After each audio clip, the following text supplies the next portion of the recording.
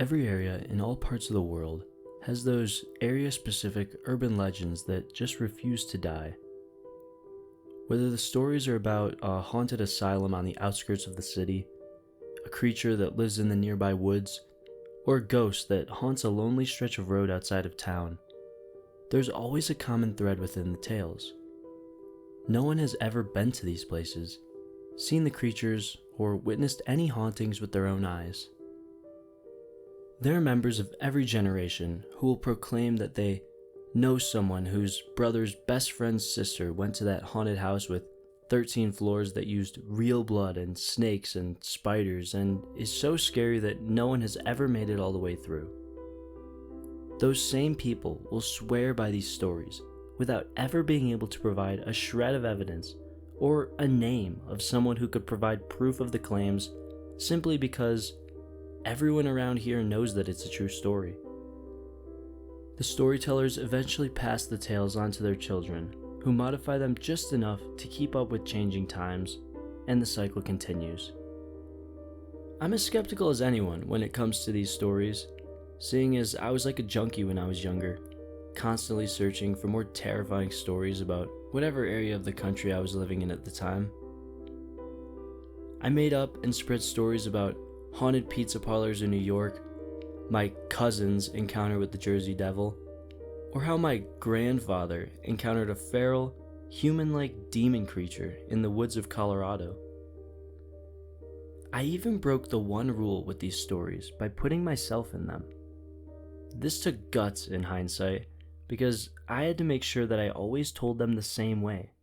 Surprisingly, no one ever called my bluff. I like to think that I have had some wonderful contributions to various urban legends around the Midwest and Northeastern states. I moved around a lot. There was always a surge of joy whenever I would wander the halls at school and hear one of my classmates retelling my stories to another one of their friends, adding little bits here and there like a massive game of telephone. I knew, of course, that the stories were complete fiction, but I stood my ground whenever someone asked me about them. I would even manage to act a little bit, speaking with a shaky voice or looking scared when I would recount a situation that I supposedly experienced myself. I suppose this aspect of my childhood has led to my current predicament, which I will recount, in full, for the internet to take from it what they will. I have laid this little introduction out as a sort of disclaimer, aimed particularly at those who will call my story into question. I've been like the boy who cried wolf for years, but I assure you with every ounce of honesty and integrity that I have, that this time, the wolf is real. From my introduction, it is probably apparent that I moved around the country quite a bit in my middle and high school years. Neither of my parents had anything to do with any branch of the armed forces. They simply just didn't tend to hang around any given place for too long. I suppose it had some sort of effect on me, but I wasn't hurt by it or anything of the sort. Growing up, I was a complete ham. I made friends very easily, was often the class clown, and because of that, was often disliked by my teachers. Again, this was never an issue, as I was usually in another state by the time the next semester rolled around. My friendships were often fleeting, as were any positive relationships that I ever had with my teachers. Because of the events that followed, my memory of one teacher in particular is probably slightly skewed, but I will attempt to give the least biased version of our friendship that I can. Mr. Mays was one of my social studies teachers in the early years of my high school experience. Being older now, I can understand how horrible children are to deal with around that age, and I respect him to no ends for the way that he was able to connect with his students. He seemed like one of us. He talked like us, made pop culture references that were current, listened to cool music, and sometimes he would even say hell or damn while he was giving a passionate lecture about Native American history or something like that. A teacher that swore, even a little bit, was the epitome of cool to a freshman in high school. My memories of Mr. Mays mostly stem from the way that he really got into anything that he was doing. The instance that is still very vivid in my mind was of course, around Halloween of my sophomore year. Mr. Mays had the typical teacher decorations around the room, smiling jack-o'-lanterns and black cat cartoons, typical and boring in the minds of egotistic high school students. However, on the 31st of October, when most other teachers were rolling their eyes at the fact that teenagers still took dressing up in costumes on Halloween seriously, Mr. Mays took the whole cool teacher thing to a new level. We walked into the classroom and were surprised to find the blinds drawn, sheets over the smaller windows, candles lighting the room, and a single frowning jack-o'-lantern sitting on a stool in front of the desks. Mr. Mays sat at his desk, just watching the students come into class and take their seats. He didn't have to ask anyone to be quiet because the moment everyone walked into the room, they were either too excited to care about petty conversations or too confused to bother with them. The students took their seats as Mr. Mays began his lecture. He spoke quietly to set the mood and took a seat on a chair right next to the jack-o'-lantern in the center of the room. "Today is probably my favorite day of the year, class," he said in a monotonous voice.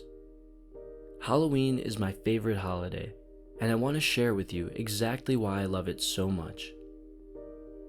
One girl raised her hand with a concerned look on her face. "I'm pushing the due date for your papers to next Tuesday," said Mr. Mays, without bothering to look at the girl, who slowly put her hand down, looking around at the other students with a hint of embarrassment. The class erupted in quiet cheers, and Mr. Mays waited for the inevitable silence. He began his story immediately after the class had calmed down. I will attempt to recreate the amazing story that Mr. Mays told the class that day. The way in which he told this story rendered the horror junkies speechless and the rest of the class terrified. The same girl that had raised her hand to ask about the paper was holding her knees to her chest by the end of it, a look of terror on her face. The important thing to know was what the story was about. The specifics slip my mind now and aren't too relevant. I'll try to recount the parts of the story that matter the most, but don't hold me to it. Basically, Mr. Mays and his friends set out on a road trip around the country after graduating from college. They took a truck, loaded it with camping gear, and set out to sightsee for the entire summer. The group went from the Poconos in New Jersey, down to the coast of Florida, New Orleans to California, and up to Washington. From there, they went to the Rocky Mountains in Colorado, and then back home to New York. This concept of the freedom to travel anywhere had the entire class hooked in an instant. Mr. Mays was the coolest teacher ever, in my eyes. Being adventurous college kids, the group didn't bring a map. There were no time constraints, so they just kind of drove in the general direction that they wanted to go, and eventually found a town to stay in or someplace that looked interesting. He told us that after spending a week in Colorado, he and his friends had to travel through miles and miles of corn, plains, and more corn. He assumed that they were either in Nebraska or Kansas when they decided to pool their extra cash and stay in a hotel for a night. They settled into a motel in some town that Mr. Mays could barely remember the name of when one of his friends realized that they were somewhere near his grandfather's farm. He wasn't entirely sure where it was, but being adventurous college kids, they decided to get a quick refund from the motel and try to contact the friend's grandpa. They were unable to get a hold of the grandpa on the phone, so the group figured it would be fun to just show up. Mr. Mays' friend was adamant that his grandparents would take them in and feed them without a moment of hesitation. So, the group set out with an hour of sunlight, seeking the salvation of a comfortable house to stay in. In Kansas, or Nebraska, wherever it may have been, there aren't a whole lot of natural markers that could guide lost travelers. Any directions given to someone who didn't live around the area basically amounted to go up a couple of miles to the corn, take a right and go down a dirt road to the other corn. There should be some wheat on your right. So, as is the case in most scary stories, the group got lost, Never wanting to admit defeat, they drove into the night, making wrong turns every 5 minutes until they found themselves on a wooded road that Mr. May's friend was certain that his grandparents lived off of. Mr. Mays described the road as basically a dark path to hell. I wasn't entirely sure how true this was because he got very excited and a bit ridiculous with his explanations of the trees that almost tried to grab the car and the red eyes of countless animals looking at them from the darkness. Regardless, the typical horror tropes worked on most of the class. Everyone was terrified. So the group of guys drove on this dark road for about 15 minutes before they came to a clearing and a small building with lights in it, and what seemed to be a silo. They figured that, at the very least, the people who lived here would be able to help them find where the guy's grandparents lived. The whole idea of everyone knows everyone in these hick parts of the country fueled this hope. They pulled the car up near the building, realizing when they were out of the car that it appeared to be like the kind of places where one would store a whole bunch of chickens, not a home. Still, the lights were on, so they figured they would give it a try. They approached the building as a group, looking in the semi-open sliding door to find a big, empty room. Hanging fluorescent lights lit the room like it was daytime, and they couldn't see a soul. There were no cars, but one of Mr. Mays' friends was convinced he'd seen someone as they pulled up. So they decided to go inside and see if there was an office or something where someone might still be working. Why else would they have this huge place lit up like that? There were no doors on the inside of the building. Again, it was just a giant, empty hall. So the group roamed around the property and over toward the silo. As they got closer, they noticed what appeared to be a cellar door. At this point, I remember Mr. Mays telling the entire class to learn from his idiocy. He told us that he hadn't seen many horror movies before that time, and didn't think twice about approaching a creepy cellar door in the middle of a dark, scary, foreign place. He said that approaching that door was one of his biggest regrets. Mr. Mays let the whole class know that he was going to tell us as much as he deemed appropriate about the experience. He felt that we were mature enough to handle it, but advised anyone that was squeamish to leave class early. Several students quietly gathered their things and walked out the door, a couple of them being stoners who saw this as an opportunity to smoke behind the school before their next class. I didn't even give the announcement a second thought. Like I said, I was and am a sucker for this kind of stuff, and Mr. Mays was telling a story better than anything I had ever conjured up. I wanted to learn from this guy, even though I didn't believe much of the story. After the class had thinned a bit, Mr. Mays continued with the story. He told the remaining few that he and his friends opened that cellar door, releasing a smell that he only described as the most putrid thing that my senses have ever experienced. The group was no longer concerned with finding the owners of the property, but was now set on finding the source of that smell. They went down the steps into the cellar, which was lit by a single bulb spaced sporadically along the ceiling of a long hallway. No one spoke. Things had gotten too strange. The walls were lined with metal sheeting, similar to the roofing on farms. The hallway itself was crooked, and the ceilings constantly lowered and rose, like a tunnel that was hastily dug and then never touched up. There were sections where the boys had to almost crouch in order to pass. The worst part, Mr. Mays told us, was that the light bulbs continuously flickered, sometimes acting like a strobe light and making it very difficult to move through the winding and unstable hallways. In hindsight, he was certain that his mind was playing tricks on him, but he remembered seeing flashes of things that couldn't be there. He said that when you're that focused on something, or if you're that nervous, your mind can do that to you. It can simply revolt, showing you things or people that aren't there. He continued to describe the hallway, and I was on the edge of my seat. The halls were windy and seemed to go on forever. Mr. Mays guessed that they were somewhere under the creepy forest they had driven through when they found a door, but he couldn't be sure. He said that they came upon a door after walking for what felt like a mile. It was simple and wooden, but it looked like it belonged outside of a suburban home. It had a nice design, seemed to be freshly painted red, and had a very nice knob and knocker on it. It was a door that belongs at the entrance to a nice house, not one that would be sitting in a dirt tunnel in the middle of nowhere. His friend walked toward the door, moving carefully because of the flashing light bulb and increasingly uncertainty about the stability of the surrounding walls.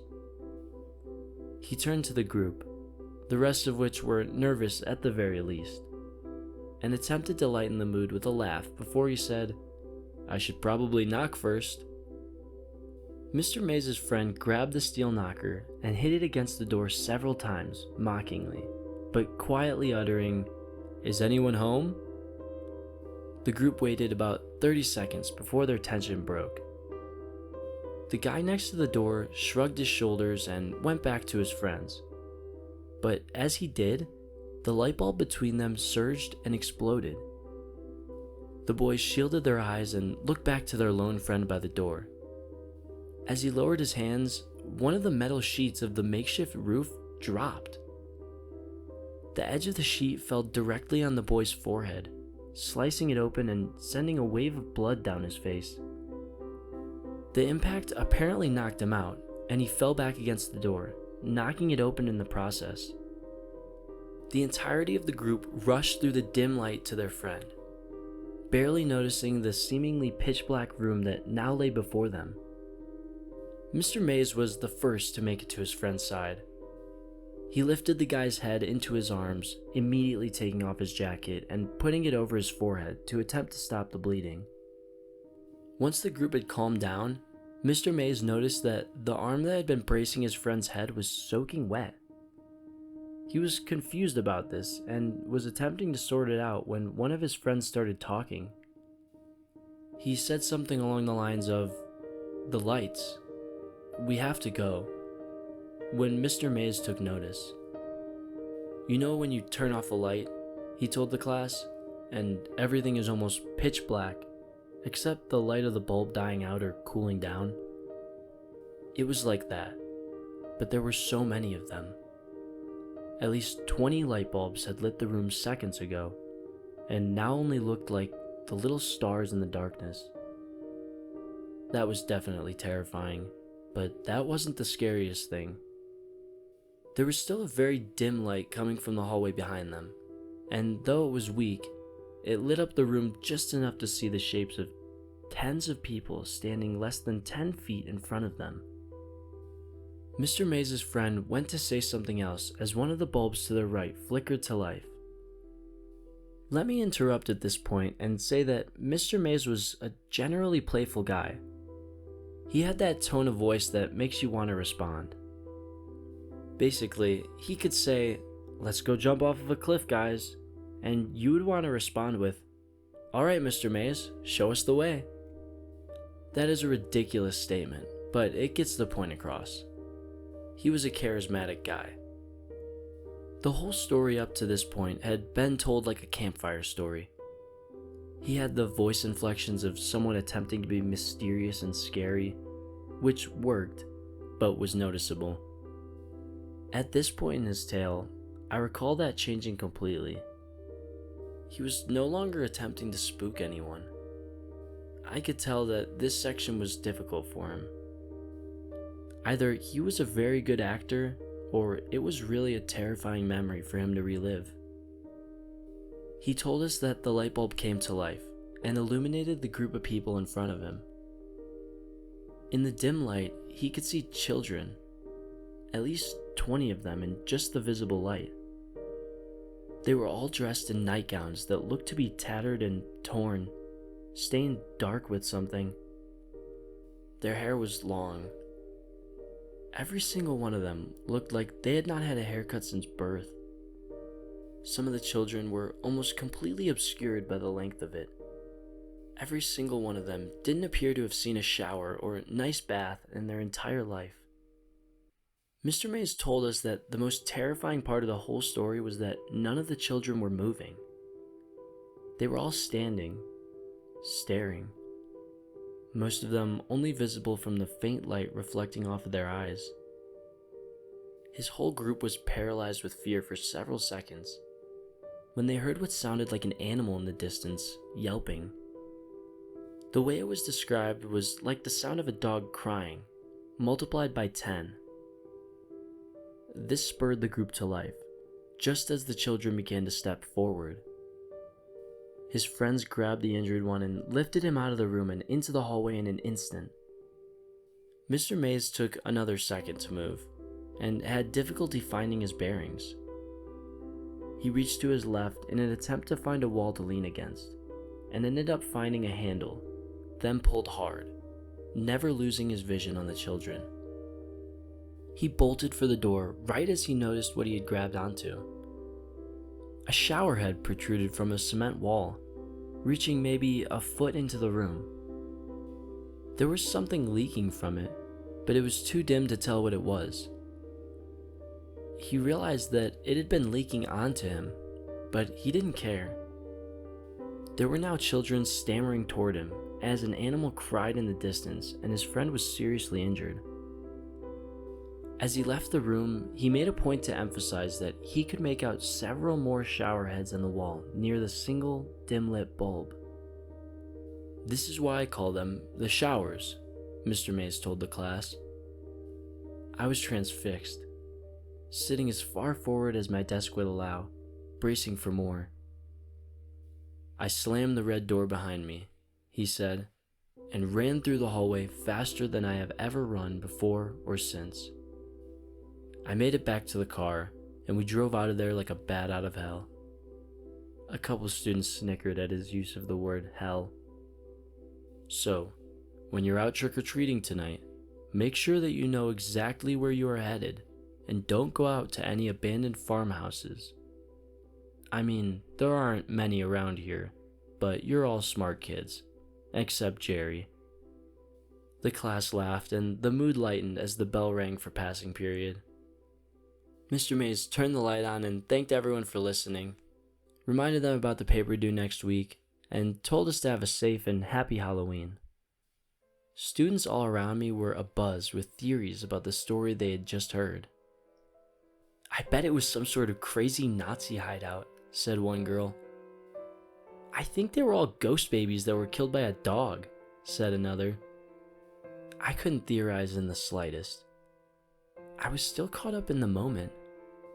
The way that Mr. Mays had told that story and the detail that he included in it left me feeling like we didn't get the whole story. A couple days later, I stayed after class and asked him about how it really ended and what happened to his friend. He laughed and said that his friend was fine and that it was honestly, he whispered this part, probably due to some of the drugs they were on at the time. Mr. Mays winked at me as if to say, "Don't tell anyone about the drugs bit, kid," and I smiled and left. I lived in that town for another couple months and then was rapidly moved halfway across the country to Milwaukee, Wisconsin. I twisted the story around and told it around campfires as I got older, and it was always a hit. But I always changed the ending, letting the friend die of blood loss or from being dragged away by the children. It wasn't until college that I got a chance to talk to Mr. Mays again. I went to college in northern New York, not for any reasons associated with this story. College was a fun time for me. I continued being the same ham that I had always been.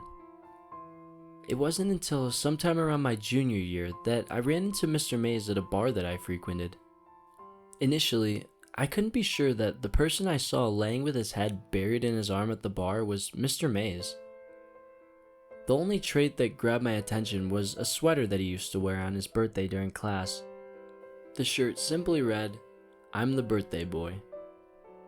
I told my group of friends to grab a table and that I would join them in a second, then walked over to the man at the bar. "Mr. Mays?" I said, and the man looked up. The man took a second to look at my face before he smiled, put a hand on my shoulder, and said, "Hey there, son. How have you been?" I could smell some strong whiskey on his breath, and his cheeks were flushed.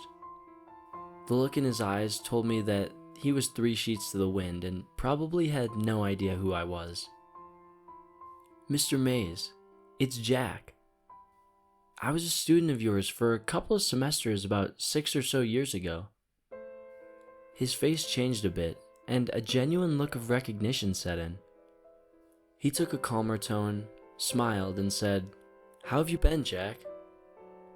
We talked for a solid 20 minutes. I told him what I had been doing for the last several years, and he told me.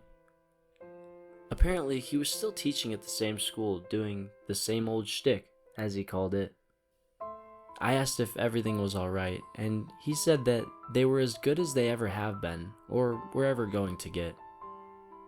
It took me a while to realize that I was an adult that was having a conversation with another adult. Every time I had spoken to Mr. Mays previously, I had been in the student-teacher relationship. But now, I was just a guy having a drink with a friend at the bar. My friends eventually left, and I continued to drink with Mr. Mays. He told me all about his divorce and his kids, things that I would have never asked or cared about previously. But now, I cared. He was a real person to me, not just an idol anymore. This was a guy who had real problems, not the infallible teacher that I once thought he was. It had been several hours before I even brought up his story about the showers. I told him all about my history with urban legends and scary stories, and he just laughed. When I mentioned the story that he had told us years ago, he almost seemed uncomfortable. He finished his whiskey, signaled for another, and then turned to me and got very serious. "Listen, Jack.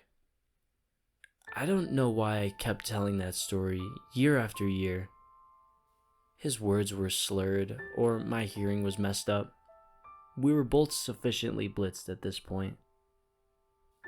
"That was what my therapist told me to do when I was younger. I had to tell people about it, to come to grips with it, or some shit." He took a big swig of his drink. "Wait, your therapist?" I said. Mr. Mays laughed heartily and looked at me. "Of course, Jack. You think that something like that wouldn't mess a person up?" I was confused, but smiled nonetheless. Things had just gotten very strange. "But, I mean, you said you were all on drugs or something, right? No one was too terribly hurt. You were all okay, right?" He got almost cartoonish with his sadness in the next several seconds. "Of course we didn't, Jack. Why do you think I'm here right now?" I was puzzled, quickly filled with 1,000 questions that I wanted to ask him, but I let him carry on. "Tim, he didn't make it, Jack." He laughed. His laugh turned suddenly to tears. "Took him, they did. I don't even know. Cops told us we were just drunk, that he wandered off and got taken by the wildlife. He didn't know. He didn't see it, Jack." I was absolutely stone-faced at this point. Mr. Mays was carrying along like I knew the actual story. But I didn't. His friend disappeared. I didn't know. I wish they'd have found the body, though. Then we could have shown them, he sighed. "It's a bad place, Jack. I don't know anything else to say. It's a bad place." He carried on for a couple minutes more about his friend and the fun that they had before they went on that trip, and I let him talk. It was only a few minutes later that his phone rang. "Hello, sweetheart," he whispered into the phone. "I'll be out in a second. I, he gagged. "Love you, baby." The person on the other end hung up the phone, and Mr. Mays got up to leave. "It's been nice seeing you, Jackie. You've got a good head on your shoulders, boy. Make sure you use it." He began to walk out of the bar. "Mr. Mays," I yelled after him. "Yeah, Jack?" He turned back toward me. "Where'd you say all that showers business took place?" "Where? Hell, didn't I mention it? It's somewhere outside Broken Bow, Nebraska. Hell on earth, if you ask me." Mr. Mays walked out of the bar after waving to me, running into the wall before eventually finding the door. That was the last time I would see him. I'd never be able to tell him the impact that he had on my life, or rather, the impact that his story had on me. He'd never know about the trip we took after graduation, almost mimicking the one that he and his friends had made. He would never know that the things he saw at that place were real. Why? Well, he died about a month later. His liver failed on him. It's alright though, because his family was with him in the hospital room. He got to die around people that cared about him, and that's all I can ask for a man like that. I experienced that place too, several years later. That is where my story turns. The following is the story of how I came to find the showers, and why I will never, ever go anywhere near Nebraska ever again. I'll finish this story when I'm sober. The memory is clear enough. I'm awake now, semi-sober and ready to finish this for you guys, the internet, and whoever cares to hear it. I didn't find out that Mr. Mays had passed away until a couple months after the funeral service. Initially, I was going to seek out his family in order to send my condolences, but it wasn't as if Mr. Mays and I were best friends or anything like that, so I refrained. I continued through my college career and graduated a year or so after our bar meeting. Graduating with English as my major wasn't a mistake, but it wasn't exactly something that landed me any sort of immediate jobs after college. Now, I had saved a pretty solid amount of money while I was in school, and decided that I deserved a bit of a vacation, if you will. I took my spare cash, got together with my college buddy Steve, packed up and hit the road, aiming for somewhere in the Rocky Mountains. I had lived near Littleton, Colorado when I was younger, and remembered loving the area, so this destination was as good as any. The trip was a success. We made it somewhere around Estes Park, Colorado, and found a cheap cabin that we rented for about a month. The days were filled with lounging, hiking, and generally things that involved little to no work on our parts. After our rental was through, we packed up again and headed on our way back east. Sometime during this trip, we had met up with a couple Estes Park natives in one of the local bars. We never typically hung out with them or anything like that. We just had conversations now and then over drinks and food. One night, these guys were paying their tab and packing up to leave awfully early. They were usually there until the wee hours of the morning. When we questioned them about it, they told us that they were headed to a little get-together with some friends of theirs, and they invited us. Having nothing else to do, we hopped in the car and followed them to the party. The party itself was very low-key, and ultimately inconsequential to this story. However, the important thing about it was that at some point in the night, we were all sitting around the fire and swapping ghost stories. At this point in my life, I wasn't as much of a ham as I was in my younger years. But with a little bit of encouragement, I started on a couple of stories that I remembered telling in my youth. Eventually, I made it to Mr. Mays' story about the showers. Every time that I had told it after hearing it from Mr. Mays, I had spiced it up a little bit. But out of some sort of subconscious respect for my former teacher, I went straight into the version that he told my class in my sophomore year of high school. The group enjoyed my stories for the most part, the showers being the mutual favorite among the partygoers. Steve and I left for the cabin at around 5 in the morning, and he asked me about that story on the drive home.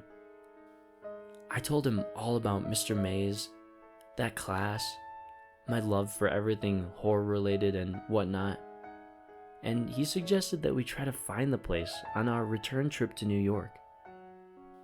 Initially, I was reluctant, simply because I didn't feel like aimlessly wandering through Nebraska for days, looking for some old farm building that was probably demolished at this point.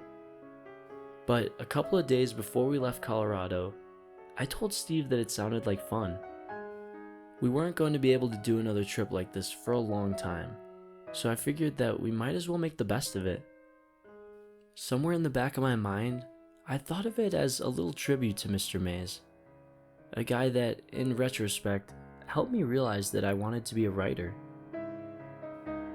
Anyway, we left Colorado and made the long, boring, and barren drive to Broken Bow, Nebraska, or hell on earth, as Mr. Mays had put it. We found a motel in town and hung around for a couple of days, venturing out 100 miles or so in any given direction each day after that. I had remembered Mr. Mays telling us that it was somewhere outside of Broken Bow, but I don't think he got any more specific than that. We tried asking the townfolk if they had any information about the showers, but we were usually met with blank stares or eye rolling when we told them exactly what this place was. The only person who seemed to know anything about it was an older lady that worked at a gas station on the outskirts of town. I don't recall her name, but this woman was just one of those cheerful old people, very helpful and generally interested in what anyone had to say to her. Steve had started talking to her at the checkout, and she asked about our license plate, commenting about the fact that we were very far from home. We had nowhere in particular to be, so Steve and I ended up talking to this woman for about 15 minutes, at which point we brought up our hunt for the place known as the Showers. Initially, the name didn't ring any bells with the woman, which made sense, seeing as Mr. Mays had just given it the name after his experience there. But when I began to describe the details that I remembered from his story, the friendly old woman interrupted me. Her tone was not scornful or mean in any way, but she became very tense and deliberate with her words from that point on. People don't deal with anything related to that sort of business around here anymore, she told us. That was all a long time ago. Following her statements, she attempted to be cheerful again, excusing herself to the restroom and wishing us the best on our return trip to New York. Steve and I returned to the car without a word. Both of us were thinking about what the lady had said. Again, she didn't seem to be angry at all. She just didn't want to hear another word about it. We were driving back to the hotel before Steve said something. I mean, if I had to live in a place associated with an urban legend or something like that, I would totally mess with anyone who asked about it, he said.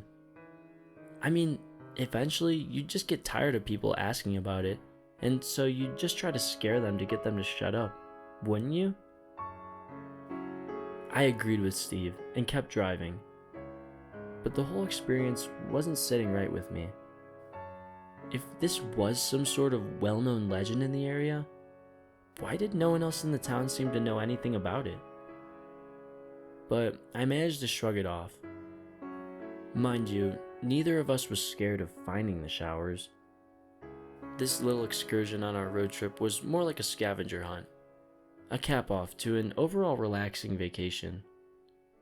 Steve and I were basically like tourists, hunting for the site at which a famous movie was filmed, or something like that. We went into the whole situation with little to no expectations, and a fleeting hope that we would be able to find this place. We spent another day in Broken Bow before we took our next trip out to find the showers. Nebraska isn't as terrible of a place as people make it out to be, but it really isn't all that exciting. We found a bar and spent some time there, and that was just about the extent of our activity on our day off. When we did get back on the road, we decided that we would attempt to stay off of main roads for as much of the day as we could. I knew that there was no way that this place was going to be off of the highway, and I remembered some detail about a dirt road in Mr. Mays' story, so we went looking for those. This was a fairly futile effort. Most of Nebraska is dirt roads. It was 7 in the evening when we came upon a small but thick forest. I use the term lightly, but for Nebraska, this place was like an oasis. The trees were full and thick, shrouding most of its inside in darkness. The sun was setting, and even though we had run into a few of these random crops of trees, we agreed that this one showed more promise than any of the others. There wasn't really a road, but there looked to be a path where a dirt road might have been at some point, so we drove along that. If the car was able to handle the Rocky Mountains, a dirt path in Nebraska would give us no trouble. We moved slowly and carefully along this trail, making sure to clear any fallen trees in the road or rocks that would render the car useless when the sun finished setting. It was pretty dark in this place during the day, but when night came, it was something else entirely. I had an inkling at this point that we had found the right place, but I didn't want to jinx it, so we continued onward. I didn't realize it at the time, but the little bits of light that managed to penetrate the canopy in this miniature forest actually did make it look as if the tree branches were trying to grab the car, just like Mr. Mays had mentioned in the story. I'm still convinced that he made up the part about the animal eyes, though. The most aggressive creature we saw in the woods was a dead rabbit on the side of the trail. It didn't have any obvious signs of death. It just looked like it had simply laid down and never bothered to get up. We drove around in the darkness for quite a while before we found a clearing. We had to move several small clusters of branches out of the way before, but right in front of our exit was a giant, dead monster of a tree. There was no way we were moving this one, so we got out and turned on the bright headlights in the hopes that it would illuminate the area in front of us. There was a feeling of excitement mixed strangely with fear when I saw what lay 50 feet beyond the clearing.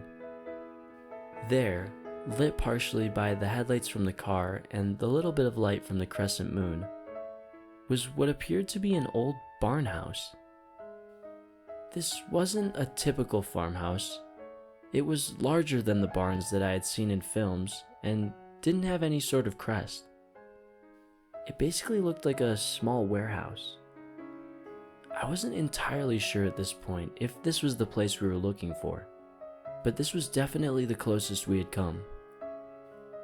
I moved through the brush until I was roughly 20 feet from the entrance, at which point all of the growth seemed to stop. I don't know if the owners had done something to the soil, but the whole structure had a border around it that was clear of any sort of plant life. I approached the entrance to the building, a large sliding door, as Steve came up behind me with 2 flashlights in hand.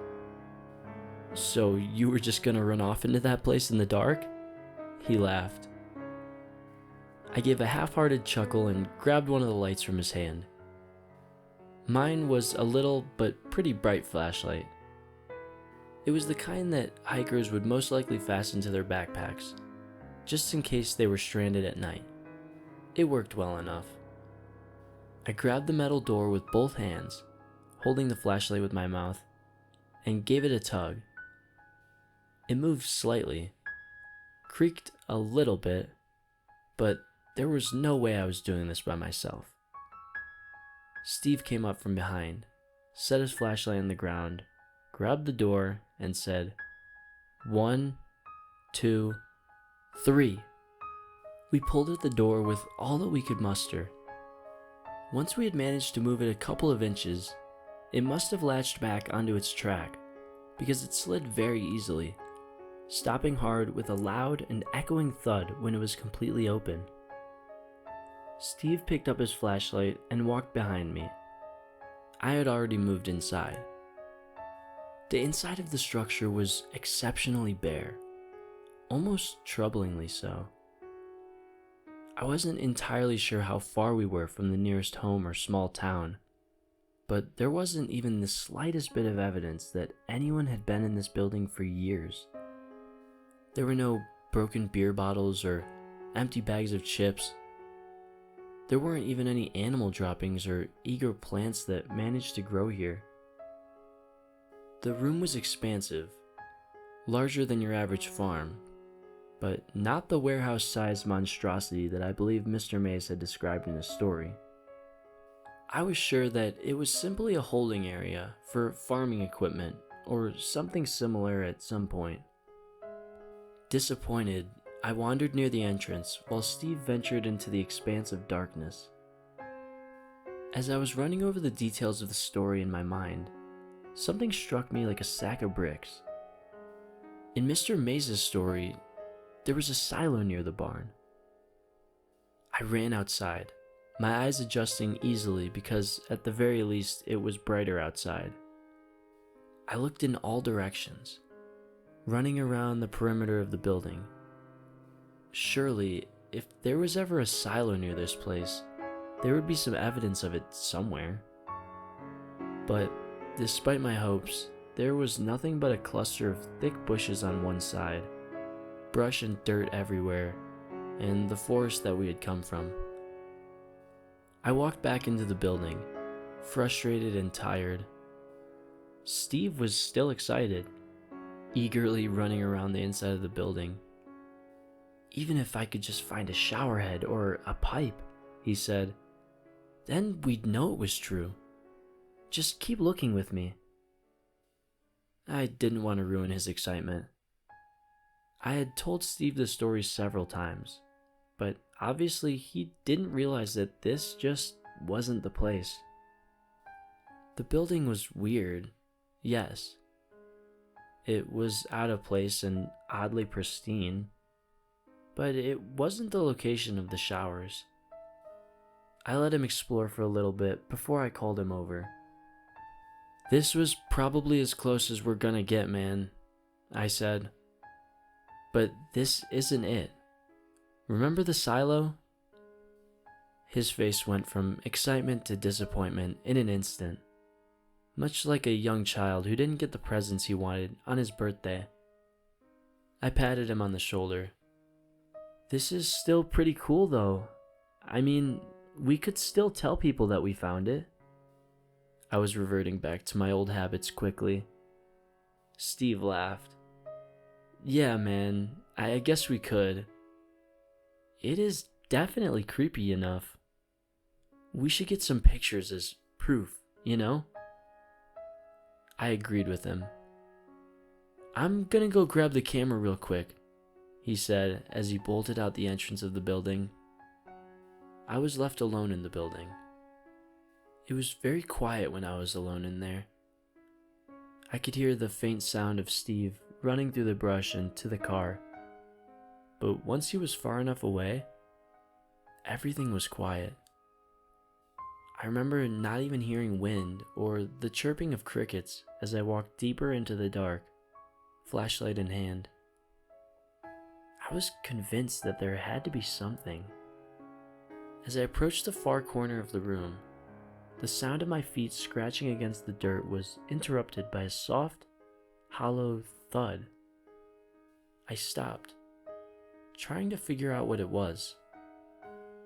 I put my foot down hard against the ground and heard it again. I stomped one more time, realizing that the floor that I was standing on was covering something hollow. I walked to the wall of the room, looking carefully at the floor to try to spot any holes or gaps. As far as I had known, it was solid ground that this thing sat atop, so I was convinced that I had found a hatch or a basement or something.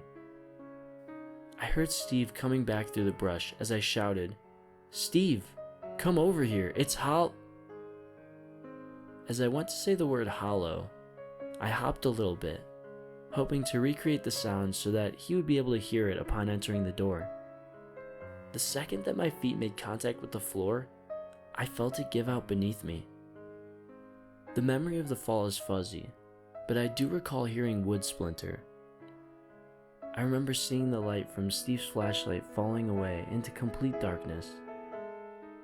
It wasn't a long fall, but I must have fallen in a terrible position because I know that I lost consciousness for several seconds at least. When I woke up, I was staring at a bright light. For an instant, I had thoughts about approaching the fabled light at the end of the tunnel. I was angry at myself. You died in Nebraska, Jack? Wow, you do know how to screw up. My self-deprecation in the afterlife was interrupted by what sounded like Steve's voice. Jesus, Jack, can you hear me? Dude, wake up, please, wake up, he screamed. I managed to lift my head up off of the floor just enough for him to celebrate. The pain in my head was immense, but it was outweighed by the pain shooting through my knee. I knew I had a concussion, but the pain in my knee was just so much more pressing. I looked around until I found my tiny flashlight, then sat up and reassured Steve. I'm okay, I just hurt my knee. I bumped my head too, really hard. Thank God, man. I thought you were dead. Imagine that though, dying in Nebraska. It'd be awful. His words made me laugh a little bit, but I stopped myself. The slightest shaking hurt my head and made me incredibly dizzy.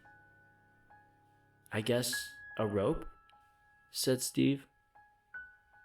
What? I asked, quietly.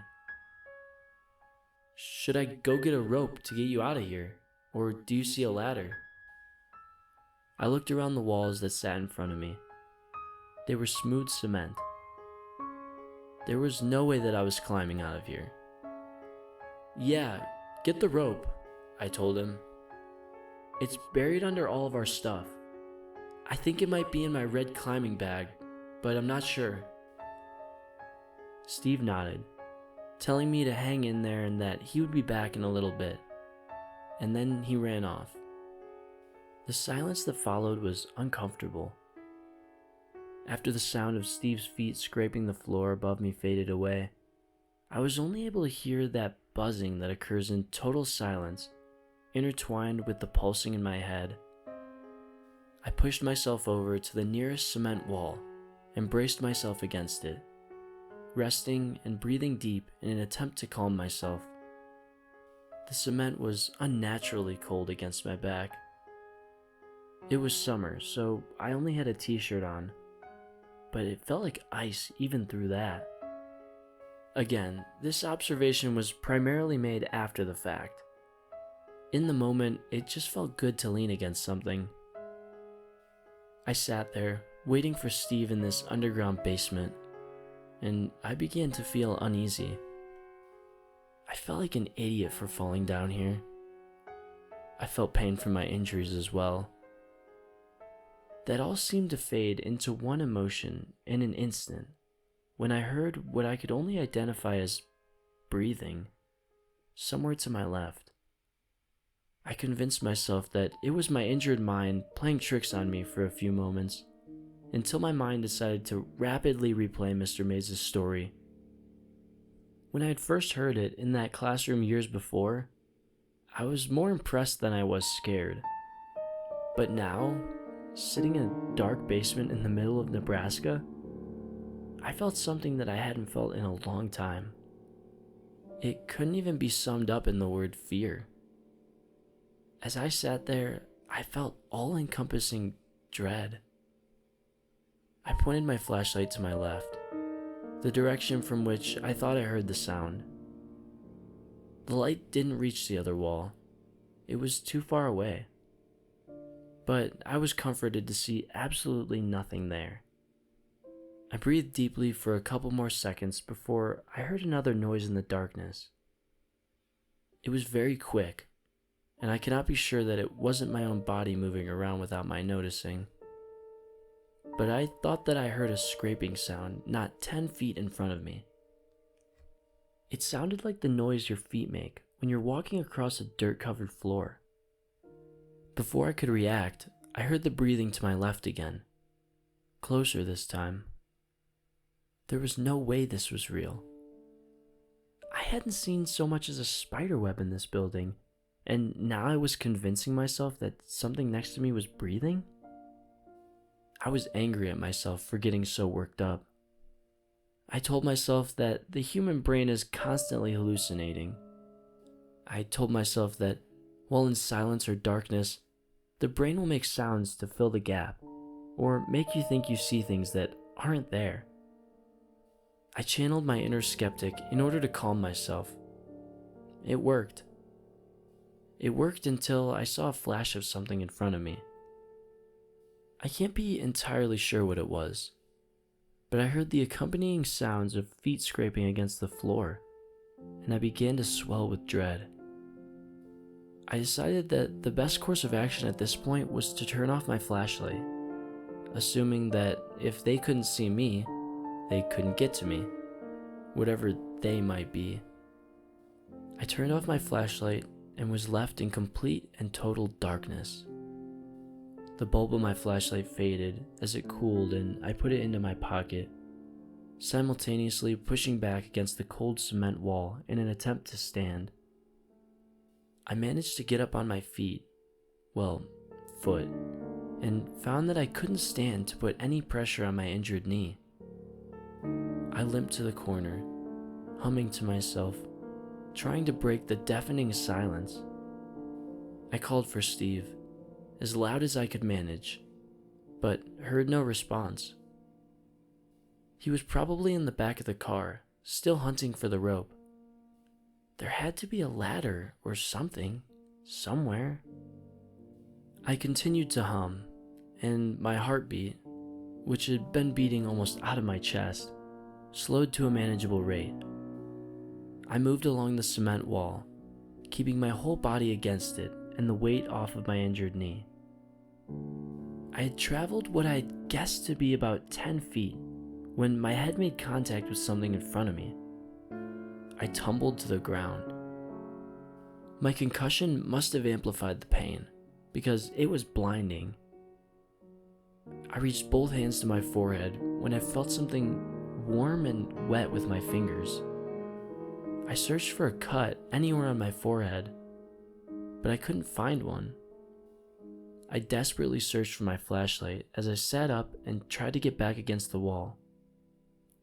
I grabbed the light in my right hand, bracing against the wall with the other. I turned it on and pointed it into the darkness where I was just lying. The floor was wet, but the dirt had muddled the color of whatever the liquid was. I tried to get my eyes to focus on the puddle, tried to convince myself that it was my blood, when I saw another drop fall into the puddle. Words lacked the ability to describe the way I felt when I heard the drip noise again, and saw yet another tiny ball of liquid fall into the puddle. I think I knew, even then, exactly what the source was, but I was endlessly trying to convince myself that I was wrong. I lifted the flashlight up and pointed it at the source of the liquid. What stared back at me was a pipe that protruded at least a foot out from the cement wall. The metal was rusted and cracked. Little bits of liquid began to seep from them. At the end of the pipe was a simple shower head, aimed down toward the ground. You know that feeling when your stomach drops? In this case, I think mine literally did, because I vomited immediately. It got all over my shoe, but that wasn't the least bit important at the time. I ignored the pain in my knee and shuffled along the wall as fast as I possibly could. I heard noises, but I can't be sure if it was just the sounds of my own movement or something around me. I managed to duck under the next shower head. This one was higher up on the wall and seemed to be leaking the same liquid that the other one was. I felt like I was moving along something infinite. Every now and then, I would have to duck or move under another metal bar, another shower head. They began to pour more profusely, but the liquid was too thick to come out easily. The room began to smell. I remembered immediately the way that Mr. Mays had described it. I grabbed my shirt and put it over my nose, trucking onward, but it didn't stop the smell for an instant. It smelled like vomit. It smelled like shit. It smelled like burnt hair. It smelled like rot. I was still moving against the wall when I fell into some sort of outlet. I hit the dirt ground hard, adrenaline coursing through my veins. The pain still managed to break through though. My flashlight was still in my hand. I aimed it and examined my surroundings. Sitting in front of me was a doorway. There was a door there, though it looked aged now. It had a nice little design on it, a doorknob, and a knocker that looked like a snarling demon. Red paint was peeling from it, flaking off and falling to the ground in front of me. I clumsily rose and busted through the door, narrowly missing a piece of hanging sheet metal in front of me. I was crawling now. There was no way that I could run. The walls and ceiling were lined with metal, the kind that you would see on the roof of a farm. Large pieces of wood seemed to brace the sheets, holding this makeshift tunnel together. I couldn't risk sliding against that and possibly cutting myself on the metal, or hitting the wood and causing a cave-in, so I crawled. I pulled myself for what felt like miles, running into walls every now and then because the path seemed to curve like a snake. I had no idea where I was in relation to the hole that I had fallen through, but I told myself that there was an exit at the end of this. Had I not been crawling, I would have surely hurt myself far worse. There were parts of the tunnel in which the ceiling dipped down to maybe 3 feet above the ground. It hadn't caved in because the ceiling still lined it. Someone had built it like this. This, again, is in hindsight. I didn't care at the time. I kept telling myself there was nothing behind me, but I swore that I heard feet scraping only a few inches behind my own. My jeans would brush against my legs every now and then, making it feel like someone was touching me. And even now, I still can't completely convince myself that someone wasn't. I crawled and crawled until I reached an upslope. With joy, I looked ahead of me. There was a cellar door. The door was made of wood. I knew this because I could see light through them. I couldn't be sure, but I thought it might have been the light from the car's headlights. Besides all of that, I was just so immensely happy to find an exit. I crawled all the way to the door and threw my shoulder into it. It budged, but didn't open. I began to scream, but my throat seared with pain. The most I could manage was a harsh, crying noise. It sounded like a dying animal. I collapsed in exhaustion and pain, my eyes staring up at the slits of light before me. I was so close to being out of here. I could taste it. It was in that moment of silent defeat that I heard a noise that was, without question, something moving in the tunnel. It sounded like something was being dragged across the floor. It would move, pause for a second, and then move again. I had nothing left in my stomach to throw up, but I began to gag. I gathered myself slightly and tried to steady my hand enough to focus the flashlight into the tunnel. What I saw, I can still not rationalize. I know what I saw, but I cannot convince myself that it was actually there. I can't stop telling myself that I was hallucinating. I saw a child in a dirty sleeping gown. The gown was stained with something dark and brown, with occasional splashes of a deep red. The child was extremely frail, like the pictures that people might see of a Holocaust victim. I could only make out one eye, brightly reflecting the light of my flashlight, in between huge tufts of long, dirty hair. It reached down beyond the fingertips of the child, which were caked with dirt. The boy, or girl, I'm not entirely sure which, moved toward me with difficulty. It wasn't breathing hard, but it seemed that every movement of every muscle took every ounce of strength the child had. The thing that froze me, though, was the eye. It was only visible because it was reflecting my flashlight. But even in that glint, I could feel the anger, or deep hatred, or something like it. This is the point in which the English language really lacks the right words to explain the situation. I could tell that this child meant me harm. Whether it was a hallucination or not, the thing was getting closer. I started to cry. It was getting closer and closer when I heard a voice from behind me. "Hey, Jack," whispered the voice. It was Steve. I was certain. I tried to talk back, fully intending to say, "Open this up and get me out right now." However, given my current state, I'm sure it just sounded like garbled nonsense. I clawed at the door, pushing against it with everything that I had and finally breaking eye contact with the child. As I did this, the flashlight rolled down the slope, coming to rest somewhere near the child's feet. "What do you see?" the voice asked.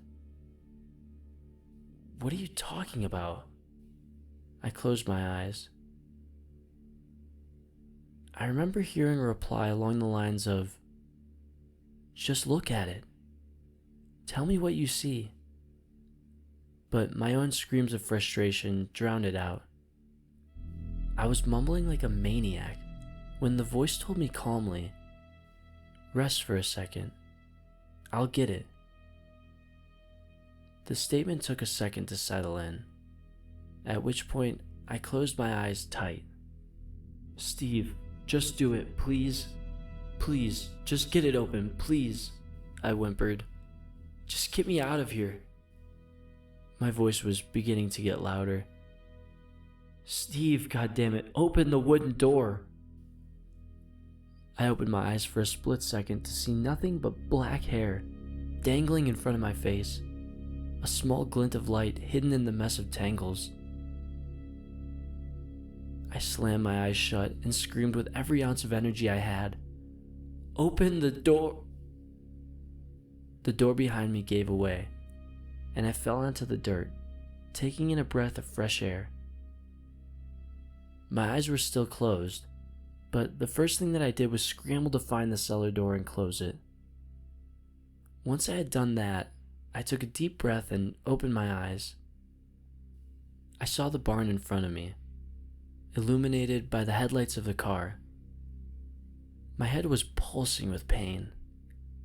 I was covered in dirt and liquids that I didn't even care to know the origin of. My knee was, at the very least, dislocated. But despite all of that, I was out of the tunnel. I took a deep breath, buried my head in my hands, and said, "Steve, why didn't you just open the door?" I waited for a response, but none came. "Steve, seriously," I began.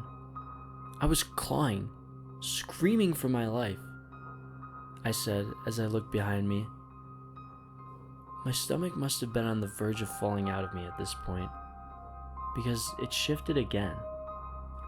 The only thing behind me was the large mass of bushes that I had seen while examining the perimeter of the building. I was angry. "Steve, this is not the damn time. Come out of the bushes." I was getting ready to stand up when I heard a yell from the front of the building. A flashlight bobbed up and down in the semi-darkness. Steve was running into the open door of the structure, yelling my name and telling me not to worry.